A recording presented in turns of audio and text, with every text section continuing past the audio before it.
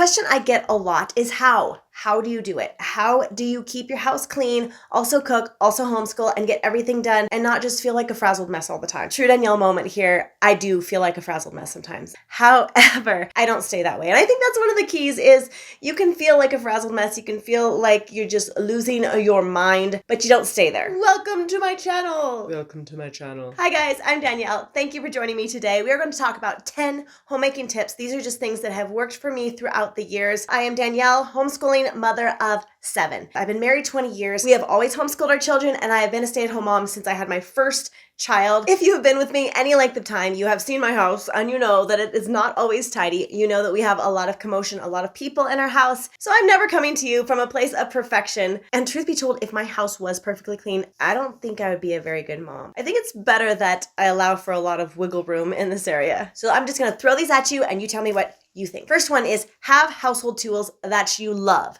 Now, these don't have to be expensive. I certainly don't want you to go out and buy new cleaning products. What can you think of right now that you really like that make your cleaning job easier? I really like my Little Shark vacuum. It was not a lot of money. However, it travels light. I can take it up and down the stairs. It is easy to clean and empty out, and my children can use it. So that's what I mean. What household items make your job easier when you clean?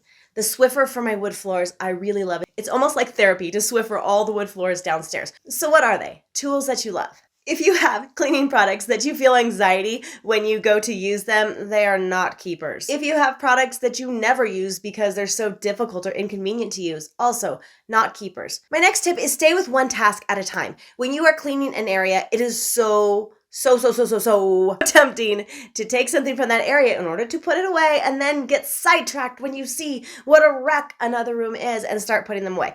I do this all the time. I think that it's better to have one shiny room than 4 partially clean rooms, but that's probably specific to each of our personalities. Number 3, don't underestimate the 5-minute tasks. If I am waiting for a pot to boil on the kitchen stove and I see my floor is just a mess, disgusting, my kitchen floor, I know that I'm going to get to the kitchen floor on Monday because that's when I do the kitchen floor, but it's Friday, and what if my Monday has troublesome spots and I don't end up getting to the kitchen floor?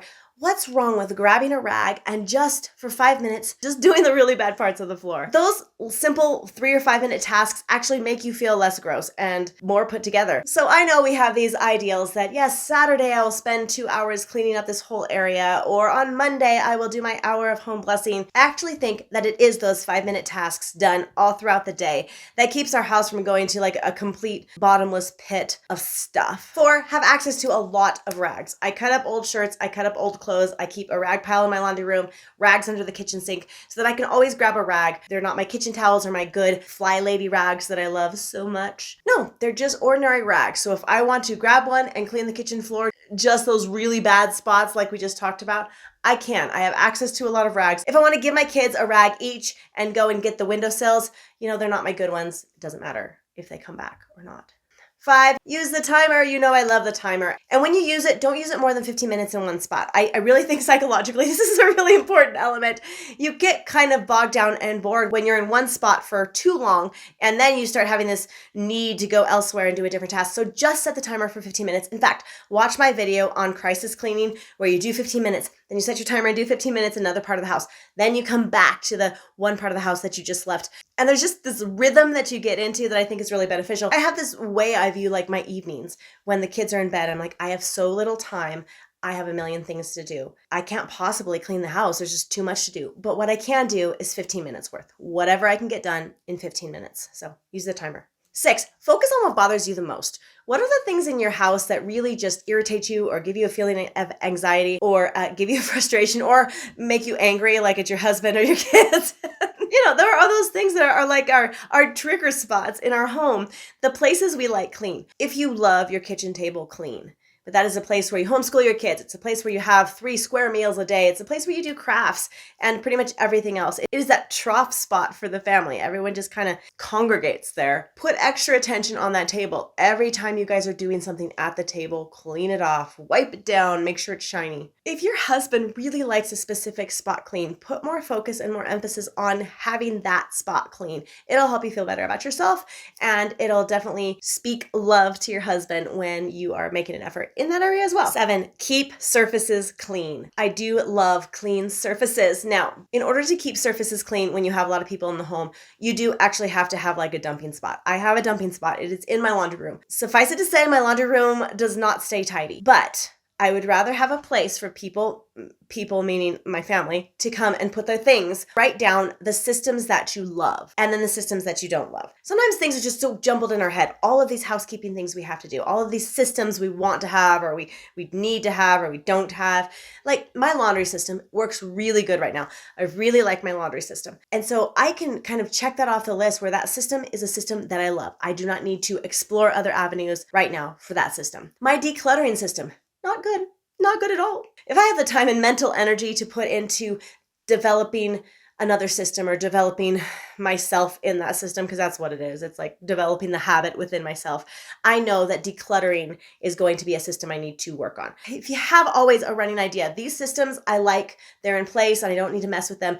But these 2 systems, and please do not like have 10 systems you want to work on. No, these 1 or 2 systems I really need to put a little bit of thought into. 9, I would suggest, I have loved this, having different colored towels for each bathroom. Now, when we first moved into our little tiny house, we had 1 bathroom and 6 of us, and then we slowly added on. So now we have 4 bathrooms because I was like, you know what? We have so many kids. I don't care. Just put on another toilet here. Put on another bathroom.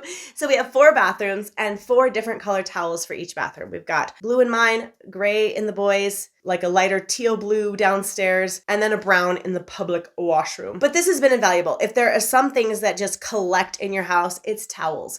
And I only have 2 for me and my husband, and I wash them frequently.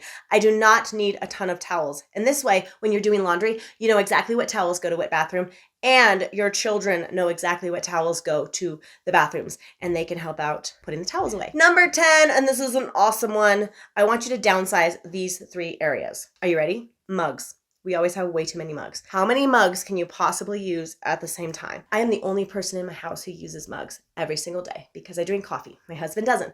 Now, during the wintertime, we'll have tea, apple cider, hot cocoa. At the very most, I need 9 mugs. Now, I have more than 9, but I have gotten rid of a ton.